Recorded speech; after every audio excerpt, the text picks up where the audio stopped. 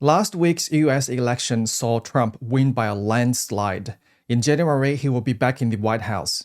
Donald Trump, the nation's 45th president, will be sworn in as the 47th president 74 days from now. While it'll be a couple of months until he officially takes office, many countries are already gearing up for his proposed policies. For instance, the European Union, which has been buying costly natural gas from Russia, suddenly announced it would switch to a cheaper US option. You wonder, why didn't they do this earlier? As property investors, we also need to anticipate future trends and make informed decisions. In this episode, we'll keep politics and military aside and focus solely on Trump's second-term policies and their potential impact on Australia's economy and property investment landscape. I'll break down the analysis into 5 main areas: the trade war and tariffs, the competition for talent, corporate tax cuts, energy prices, and the Australian dollar's outlook. I recommend watching this episode at least 3 times, as it could directly impact how you earn and invest in Australia over the next 4 years. Hi, I'm Alex. Welcome to Oz Property Strategy, where I share information about real estate investment, economic trends, and wealth creation. If you like this video, smash the subscribe button and turn on the notification bell to watch new weekly videos.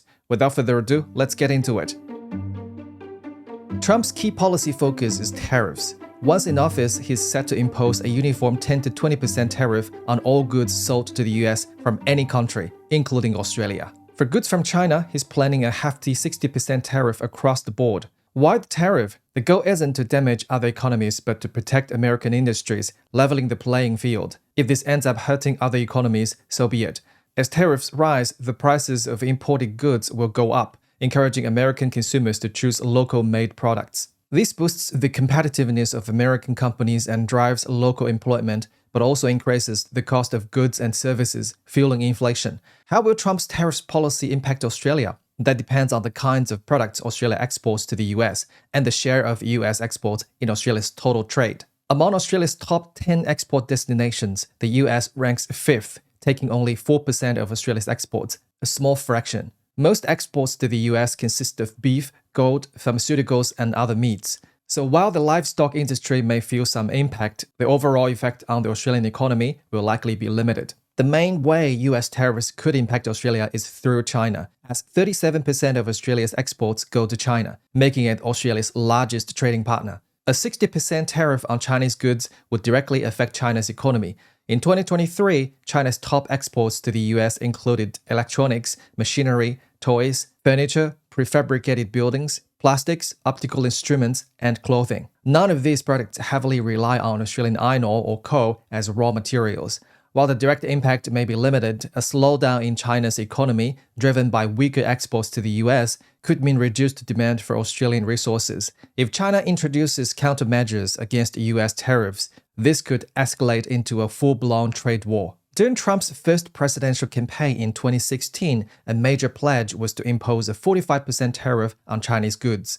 The Reserve Bank of Australia even wrote a detailed paper on the potential impacts of this policy on both China and Australia. The findings are still relevant today, and interested viewers can find the original paper on the RBA website. Here's a summary of the conclusions. In the first scenario, the US imposes a 20% tariff on all imports, including those from China and Australia. This would raise import prices, leading Americans to favor domestic goods, which could temporarily lift US GDP. However, the resulting price increases would cause inflation, eroding customer purchasing power and suppressing demand. The Federal Reserve might raise interest rates to curb inflation, reduce global demand, and slow growth worldwide. In this scenario, global GDP would drop by 3% to 3.5%. For Australia, while some products would face tariffs, the impact would be limited. Australian stocks might take a hit, and reduced exports could lead to lower incomes, depressing domestic consumption and investment, resulting in a short-term GDP drop of around 0.5%. The second scenario is a full-blown trade war. The US imposes tariffs on all countries, particularly a 45% tariff on Chinese goods,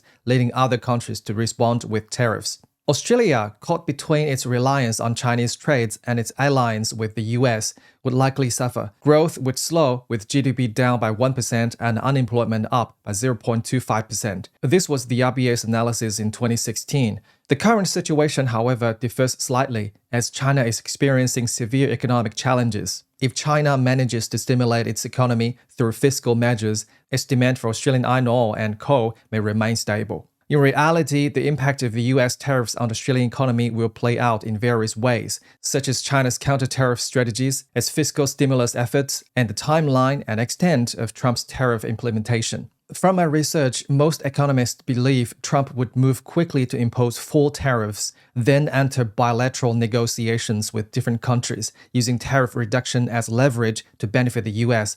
While there are many uncertainties, one outcome is clear. Tariffs will increase inflation in many countries, including Australia. If Australia's economy slows and inflation rises, the Reserve Bank of Australia will face a tough choice: raise rates to combat inflation, which could worsen the economy, or cut rates to stimulate growth, allow inflation to go up. If I were the RBA governor, I'd consider cutting rates now to boost the economy and counter the future restrictive effects of Trump's tariff policy. But given the RBA's usual cautious stance, they're unlikely to act so proactively. In the trade war, central banks are more likely to raise rates to address inflation. This would bring trouble for both the Australian economy and the property market.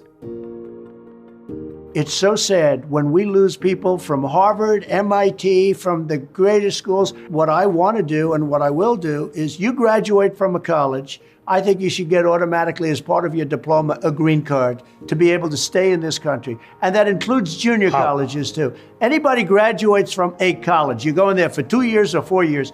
If you graduate, you should be able to stay in this country. People graduated from a top college or from a college, and they desperately wanted to stay here. They had a plan for a company, a concept, and they can't. They go back to India, they go back to China, they do the same basic company in those places, and they become multi-billionaires employing thousands and thousands of people, and it could have been done here. You need a pool of people to work for your companies. You have great companies, and they have to be smart people. You have to be able to recruit these people and keep the people. It was such a big deal. Somebody graduates at the top of the class, they can't even make a deal with the company because they don't think they're going to be able to stay in the country. That is going to end on day one. In June, during an interview on the All In podcast, Trump publicly addressed immigration for international students for the first time. With gaps in the US border wall allowing countless people to cross illegally, the US still faces a severe labor shortage. If Trump ties green cards to college diplomas, the US could become the top destination for those seeking study and immigrate options.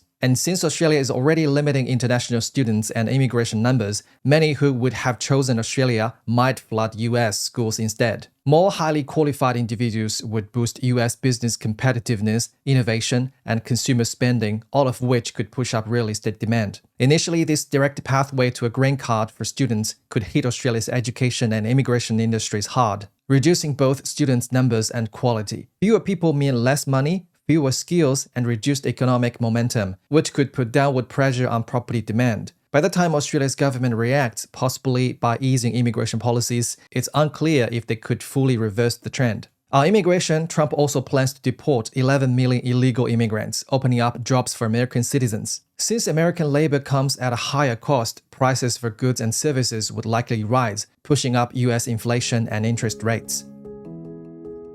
Trump's other major policies include a corporate tax cut, lowering the tax rate for US-based companies from the current 21% to 15%. To put 15% into perspective, this rate is rare among developed countries. With effective tax deductions, it could even rival offshore tax havens. Singapore, for instance, could lose some of its tax advantages. Such a low rate would attract foreign and domestic manufacturers alike to set up in the US, boosting American businesses, stock prices, employment, and economic efficiency. What about Australia? Corporate taxes here are significantly higher, 25% for companies earning under 50 million and 30% for those above. This could motivate Australian companies to relocate to the US for lower tax rates. With such an attractive 15% tax rate, I'd consider moving my business to the US. Australia would likely face capital outflow, talent migration, and business relocations, which could pressure the domestic economy, employment, and property prices. But let's consider this from a broader perspective. If Trump actually lowers the US corporate tax, might Australia follow suit? In Trump's first term in 2017, he reduced the corporate tax rate from 35% to 21%, sparking a surge of Australian investment in the US. Soon after, Australia responded by cutting the tax rate for business earning under 50 million from 27.5% to 25%, still 4% higher than the US. That 4% could be the difference in relocating a business. Now, if Trump cuts the tax rate from 21% to 15% in his second term, will Australia lower its rates from 25% to 19%? I think a rate cut is likely. Though given the Australian government's usual approach, they'd probably roll it out gradually. The initial US tax cuts could hit Australia's economy hard, though things may improve later. Upon taking office, Trump would likely expand shale oil extraction, increasing US oil supply and exports, which would lower energy prices, cost of living, and production and service costs. This could help curb inflation and improve economic efficiency. If these lower energy prices reach Australia, it could aid economic recovery, reduce consumer prices, and ease living costs. Trump's policies are to drive fluctuations in the Australian dollar. Here's a simple way to understand it. With higher tariffs, a trade war, the deportation of illegal immigrants, a US workforce producing goods and services at higher costs, plus tax cuts to attract global talent, the US economy would likely strengthen. This would drive up US inflation, interest rates, stock prices, and real estate, increasing the demand for US dollars. More people would convert Australian dollars to US dollars to invest in the US, pushing the US dollar up and the Australian dollar down. In reality, on the day after the US election results were confirmed, the Australian dollar saw its largest drop against US dollar in 3 months. Similar moves were seen across other freely convertible currencies. As the Australian dollar falls against the US dollar, Australian exports to the US become cheaper for American consumers, which could benefit exports. However, as the US represents only 4% of Australia's export market, this has minimal impact on Australians' domestic economy. So what real impact will Trump's presidency have on Australia's economy and property prices? By raising tariffs to 20%, the US could suppress global trade, driving up global prices and inflation levels.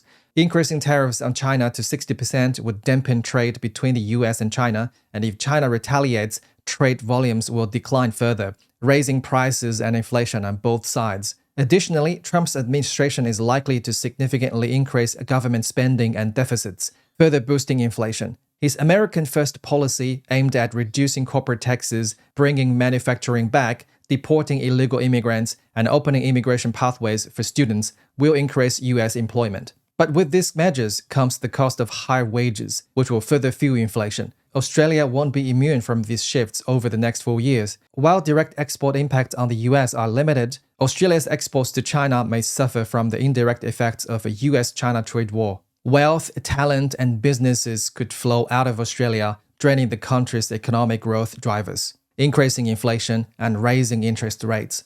This would likely have a negative impact on Australia's economy. Australia won't sit idle. Though it may react slowly, it may respond by cutting corporate taxes and lowering immigration barriers to counter the negative effects of the US policy.